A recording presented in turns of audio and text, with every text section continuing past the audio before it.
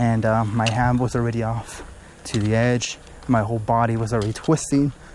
So yeah, you know, just another second that would have rolled my ass down, you know. And I don't think I would have rolled all the way to the bottom, but you know, it would have just enough to, you know, to really mess me up pretty good. But yeah, oh yeah, like I was saying something about adapting, right? Here I go again with me just talking and talking. I never really complete my point of what I was trying to talk about. But adapting, right? How can I put it this way so people can really understand it? Because, okay, so my both parents, right? They weren't born with this illness. So they're actually pretty normal. Besides my mom, I mean, I don't want to call it a disability or an illness. I mean, she's just naturally short. She is, you know, really tiny, but I don't see that as a disability. And my dad, you know, he's not short or nothing. And I'm not saying, you know, that short people have disabilities or not, but I'm just trying to find something that I can use as leverage or that I can prove a point. But none of them have illnesses, to just put it at that. And as a parent, I can sort of put myself in their shoes, or not really as a parent, but you know, if I was a parent. And I can definitely see how it's a little bit difficult to really, you know, talk to the child that has an illness. And you know, my dad was always, you know, he was a bit of a hard ass, but not in a bad way, more of a, like, he always used to tell us, you know, do something, you know, ve a caminar, or, you know, go walk, hacer ejercicios, you know, to exercise and all that. You know, he was always like that. You know, he was always the type of parent that would always tell us or try to encourage us to try new things. And but they never really understood the difficulties, or they don't understand the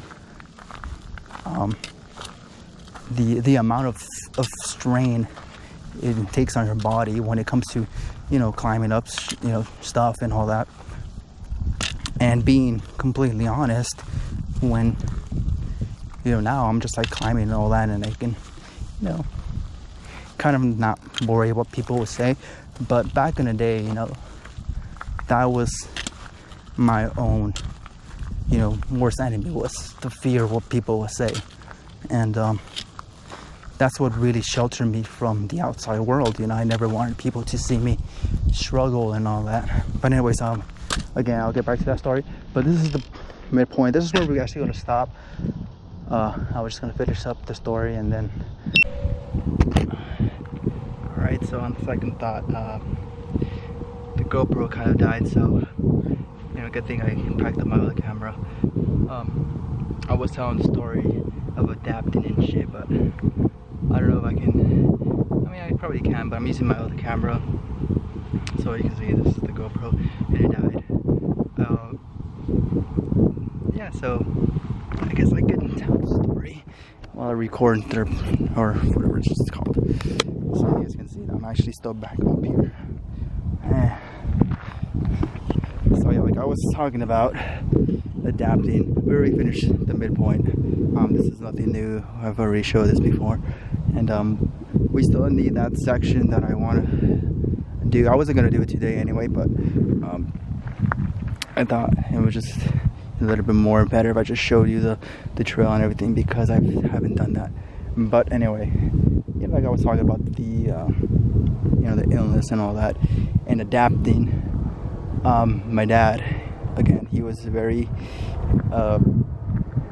I guess he really tried to motivate us to do stuff. And going back to what I've saying, that me being shy and whatnot,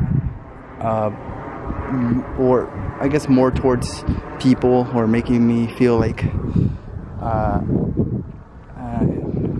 what's the word? I feel like it'd be better if I just so you guys can see what I'm talking about, or see my facial expressions and whatnot.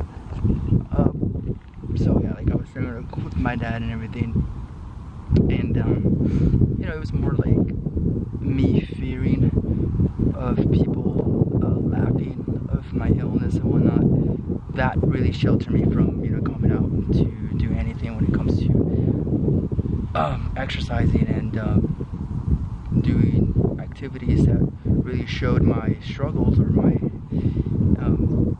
I guess my disability to the full extent, like climbing upstairs and whatnot. And because of that, you sort of never really adapt to situations like climbing up and all that. And you know, he will always say that he'll help you out and whatnot. He would, you know, he was always telling me that whenever there's a point, he would pick me up or he would carry me down and all that. And it's nice, but at the same time, it kind of made me feel bad. It was like, well, you're not gonna be with me forever, right? And that's where you start to realize that you kind of have to start doing stuff. You have to really start coming out and really explore and try things out for yourself, instead of, you know, just being afraid that people are gonna laugh at you or how you look and whatnot. And it took me a while, but I think now I'm in a little bit in a better spot. I'm like recording in front of, you know, the mountains and whatnot. There's like, I mean, there's not a lot of people, but you know, there's people that, you know, walk by and they see you talking to yourself. And it's almost like, you know, back in the day, I would never do that. I was, you know, in itself, I was, you know, even afraid to show myself on camera. But you know, now I just don't even care. It's more like, you know, I find the fun in doing this, and that's what I always like to do. You know, just try to talk to people, to just try new things, even if you fail. If you fall down, I fell, I don't know how many times. In fact, I actually fell yesterday, and you know, and back in the day, I used to always tell my parents about that. I would fall down, and now I don't even bring it up because it's almost like it's nothing new. It will happen. You'll fall down, and as cheesy as it may sound, it's used to death by now. But you get back up, and you know, you try again, and that's what I always do now. You know, I fall, you know, get my ass back up. As long as I don't fucking fall and I roll down the mountain, I think I'm good, right? But anyways, guys, this was a little bit longer one. I was playing around with the GoPro. I was playing around with, you know, just the sticks and everything. Thankfully I did bring this camera back up. But yeah, hopefully you guys got a little bit more of an insight of what I do. You kind of understand now, like the bit of the trails and everything. And yeah, maybe next time I'll charge everything, and I'll probably skip the whole first section so we can just head up there and start from there, because over there, that's where it gets really ugly in that section, and I think that's where the fun really starts. But yeah, hopefully you guys enjoy this. It's a little bit longer. If you guys made it this far, damn, you know, thank you. I appreciate, you know, the support. Appreciate you guys sticking around, because I know I've been extremely inactive and whatnot. But yeah, we got the new GoPro, which is a lot more fun to be able to do this activities and all that. But